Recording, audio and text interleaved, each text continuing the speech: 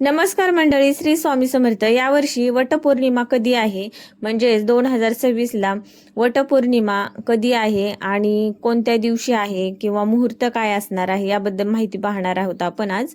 तर बघा, महाराष्ट्रातील वटपौर्णिमा हा विवाहित महिलांचा अत्यंत पवित्र आणि श्रद्धेचा सण आहे.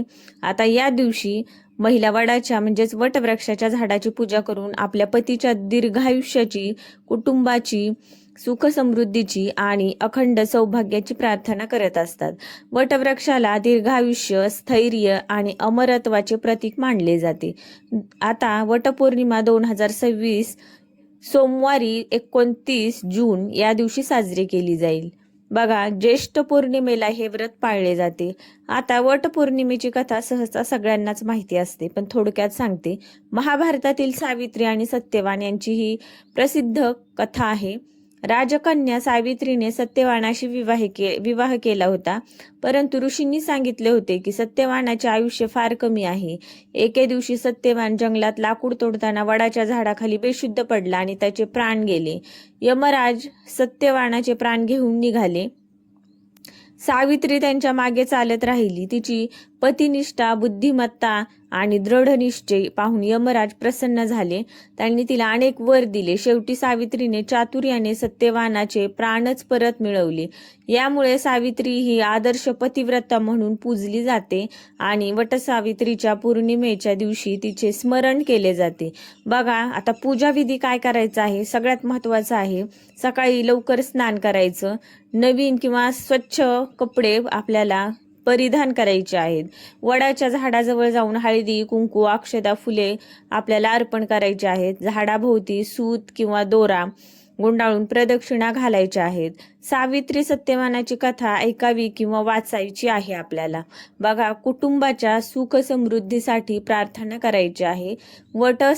पौर्णिमेचे महत्त्व: अखंड सौभाग्याची प्राप्ती, पतीच्या दीर्घायुष्यासाठी प्रार्थना, कुटुंबात सुख, शांती आणि समृद्धी, श्रद्धा, संयम आणि निष्ठेचा संदेश, वडवृक्षाच्या पूजनामुळे तसेच पर्यावरण संवर्धनाची भावना देखील वाढते.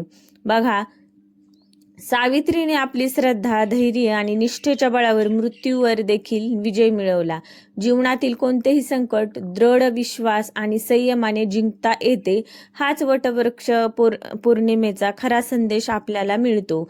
बरोबर आहे की नाही? तर बघा, वटवृक्षाला त्रिदेवांचे स्वरूप देखील मानले जाते. पुराणांमध्ये वटवृक्षाच्या मुळांमध्ये ब्रह्मदेव, खोडामध्ये भगवान विष्णू आणि फांद्यांमध्ये भगवान शंकर यांचा वास असल्याचे वर्णन आढळते. त्यामुळे वटवृक्षाची पूजा म्हणजे त्रिदेवांची पूजा देखील मानली जाते. वटवृक्षाला अक्षय जीवनाचे प्रतीक म्हणतात.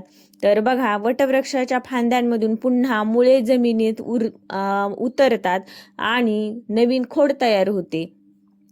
त्यामुळे हा वृक्ष सतत विस्तारत राहतो. याचा कारणामुळे तो दीर्घायुष्य आणि वंशवृद्धी आणि अखंड सौभाग्याचे प्रतीक मानले जाते. सावित्रीची कथा केवळ पतिप्रेमाची नाही. अनेक जण वटपौर्णिमेला फक्त पतीच्या दीर्घायुष्याशी जोडतात, परंतु सावित्रीची कथा बुद्धिमत्ता, धैर्य, संयम आणि संकटसमयी न डगमगणाऱ्या आत्मविश्वासाची शिकवण देते. यमराजांशी संवाद साधताना सावित्रीने अपार ज्ञान आणि विवेक दाखवला होता.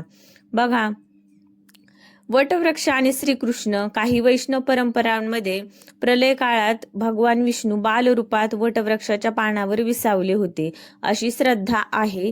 त्यामुळे वटवृक्षाला विशेष पवित्र मानले जाते. वटपौर्णिमेचा एक आध्यात्मिक अर्थ: वडाच्या झाडाभोवती प्रदक्षिणा घालणे म्हणजे जीवनातील संकटे, मोह आणि अडचणी यांवर श्रद्धा व संयमाने मात करण्याचा संकल्प मानला जातो. फक्त विधी नव्हे, तर अंतर्मनातील दृढ निश्चय देखील या व्रताचा महत्त्वाचा भाग आहे.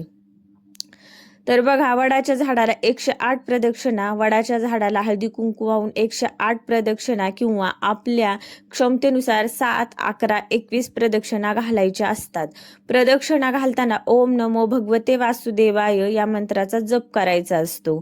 सावित्री सत्यवान कथा श्रवण वटपौर्णिमेच्या दिवशी सावित्री सत्यवानाची कथा वाचल्याने किंवा ऐकल्याने कुटुंबात सुख, शांती आणि सकारात्मक ऊर्जा वाढते. सुहासिनी स्त्रीला वाण देणे, हळदी कुंकू, बांगड्या, फळे किंवा वस्त्र यांचे वाण दिल्यास सौभाग्यामध्ये वृद्धिंगत होते. तसेच पिंपळ आणि वडाला जल अर्पण, सकाळी वडाच्या झाडाला पाणी अर्पण करून तुपाचा दिवा लावायचा. यामुळे घरातील नकारात्मकता दूर होते. बघा, वटपौर्णिमेच्या संध्याकाळी भगवान विष्णू आणि माता लक्ष्मी यांची पूजा करून श्रीसूक्त किंवा विष्णू सहस्त्रनाम पठण करावे. तसेच अन्नदान करावे. या दिवशी गरजू व्यक्तींना अन्न, फळे किंवा पाण्याचे दान तुम्ही करू शकता. घरातील सुख समृद्धीसाठी बघा, पूजेनंतर म्हणजे वडाच्या पूजेनंतर झाडाचे गळून पडलेले पान, झाडावरचे पान तोडू नये. गळून पडलेले पान घरी आणून पूजास्थानी ठेवा म्हणजे हे समृद्धीचे प्रतीक मानले जाते. तर बघा, या व्हिडिओमध्ये अनेक अशा गोष्टी आहेत ज्या तुम्हाला पूजा करताना तुम्हाला कामी येतील किंवा कशी पूजा करायची, काय करायचं याबद्दल सगळी मी माहिती दिलेली आहे. तुम्हाला व्हिडिओ कसा वाटला नक्की सांगा. आपल्या चॅनलला सबस्क्राईब करा. भेटूयात नंतर अशाच एका नवीन माहितीसह. तोपर्यंत धन्यवाद. श्री स्वामी समर्थ. रामकृष्ण हरी.